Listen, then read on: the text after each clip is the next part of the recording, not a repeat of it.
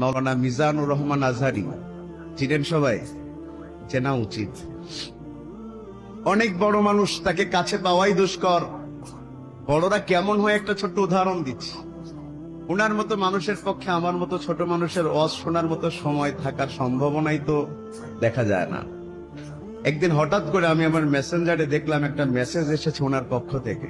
আমার কোন একটা আলোচনা শুনে উনি একটা ভুল, নামের ভুল হয়েছে এটা উনি বুঝতে পেরেছেন, কিন্তু ক্যাটাগরিটা দেখেন।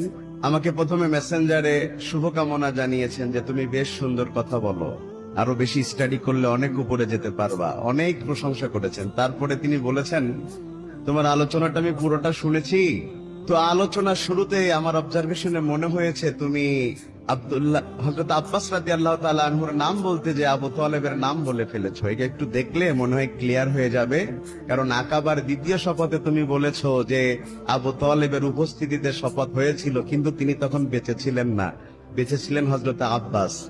তো পরে এটাই বাস্তবতা যে আমার স্লিপ হয়েছে নামের। এটা হচ্ছে বড়দের একটা বিষয়। প্রথমে কিন্তু ভৎসনা করেন নাই, ছোটও করেন নাই, প্রথমে ওদের প্রশংসা করেছেন, তারপরে ভুলটা ছোট্ট করে ধরিয়ে দিয়েছেন। এটা হচ্ছে বিনয়। যে যত বিনয়ী হয় আল্লাহ তাকে তত উপরে তুলে দেয়, আর যে যত অহংকারী হয় আল্লাহ তাকে জাতির সামনে অপমানিত করে উলঙ্গ করে ছেড়ে দেয়।